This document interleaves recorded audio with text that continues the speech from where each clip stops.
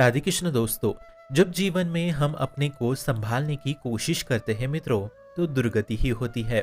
परंतु जब हम अपने को संभालना छोड़ दें, तो आप सही मायने में तर जाते हैं। यही भगवत मार्ग है।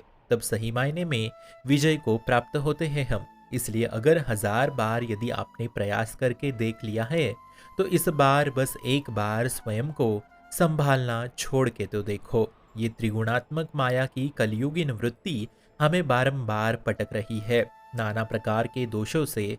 तो और कितना प्रयास करोगे मित्रों? इसलिए एक बार छोड़ दो, परिणाम परम मंगल ही होगा। इसका ठेका हम लेते हैं। पक्का मान लो, स्वप्न में भी अमंगल नहीं होगा। परंतु यहाँ ये स्थिति है कि भंवर बहुत जोर का है और छोटी सी नौका में हम अकेले प्रयास में लगे हुए हैं। अब आपको पता है कि भंवर बहुत बड़ा है, इससे आपके अकेले से पतवार चलाने से कुछ नहीं होने वाला। परंतु फिर भी आप पतवार छोड़ नहीं रहे हैं मित्रों। अब आप बोलेंगे, दिमाग खराब हो गया है क्या भाई आपका, जो इतने बड़े भंवर में नौका चलाना छोड़ने को कह रहा है। अब फिर भी हम कहेंगे कि छोड़ दो नौका चलाना, पक्का आप सुरक्षित समंदर के बाहर पहुंच जाओगे।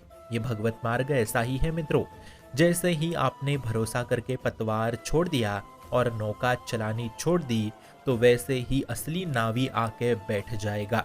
फिर आपको पता भी नहीं चलेगा और दिखाई भी नहीं देगा। ये ना ज्ञान मार्ग है, ना सांसारिक मार्ग है, ये तो भगवत मार्ग है। यहाँ ऐसे ही परिवर्तन होता है। गोस्वामी तुलसीदास जी कह रहे हैं, ज्ञान हो गिरा के स्वामी बाहरी और अंतर्यामी। अर्थात आपके स्वामी ही आपके अंदर की और बाहर की परिस्थिति को जान पाते हैं, बाकी कोई भी नहीं। इसलिए जब ही आप अपने आप को उनके सहारे कर दोगे, तब ही वो आपको अपनी बाहों में लेके पकड़ लेंगे। और वो पकड़ लेंगे तो कौन सा ऐसा भंवर है जो आपको डुबा दे। इसलिए यदि परिवर्तन चाहते हो जीवन में, तो भगवत मार्ग को अपनाना ही होगा। और भगवत मार्ग में केवल और केवल विश्वास और भरोसा दृढ़ रखना ही होगा। आप स्वयं देखिए, जिन्होंने अंतिम सांस तक पतवार चलाई, नौका स्वयं चलाई, वो मर ही गए। उनको अहंकार था कि मैं कर लूंगा, तो इसी अहंकार ने उनको मृत्यु के घाट उतार दिया। इसलिए खुद पे इतना अहंकार कभी ना करे कि मैं करूंगा, मैं करके ही दिखाऊंगा, मैं। फिर यही मैं आपको ले डूबेगा। इसलिए इस मार्ग में जब तक आप अहंकार रहित नहीं होते, तब तक आपका परिवर्तन असंभव है, असंभव। ये बात स्वयं ठाकुर जी गीता जी में कह रहे हैं कि अहंकारी पुरुष कभी ना स्वयं को जान पाता है और ना मुझे। इसलिए वो कभी शांति सुख को प्राप्त नहीं कर पाता और ना ही परमात्मा को। इसलिए हमारी बात मानो और अभी इसी वक्त अपने जीवन की पतवार छोड़ दो। और ये बातें भी उन्हीं को समझ आएगी जो अहंकार रहित है, वरना कर्तृत्व अभिमानी पुरुष इसे कभी नहीं जान पाता। जब तक द्रौपदी जैसी महान भक्त स्वयं की रक्षा करती रही अपनी, तो नहीं कर पाई। और जब छोड़ दिया पल्लू, तो उसी क्षण गोविंद ने पल्लू को थाम लिया। एक सेकंड भी लग जाता तो इज्जत भरी सभा में दाव पे आ जाती। परंतु ठाकुर ने तो एक सेकंड भी नहीं लगाया आने में। पल्लू में आके स्वयं बैठ गए वो गोविंद। फिर पल्लू की घड़ी तक नहीं हिली।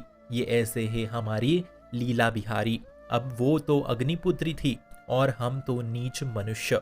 फिर अहंकार किस बात का करते हो? ऐसे अखिल ब्रह्मांडों के अनंत पति स्वामी पे भरोसा नहीं कर पा रहे हैं आप। बात केवल भरोसे की है। काहू के बल भजन को, काहू के बल आचार, व्यास भरोसे को हरि के अति पाओ प्रसाद। केवल भरोसे से बड़ी भागवतिक सिद्धि चुटकी बजाते प्राप्त होती है। बस आप विश्वास करो। इसलिए अहम की भावना की पतवार छोड़कर प्रभु पे भरोसा करें। संशय करोगे कि यदि प्रभु ना आए तो तब तो पतवार भी डूबेगी और नौका भी डूबेगी। इसलिए बिना संशय के अहंकार को त्याग के भरोसा करे, तब ही जीवन में परिवर्तन होगा। पक्का पक्का पक्का होगा। शुभम भवतु कल्याणमस्तु।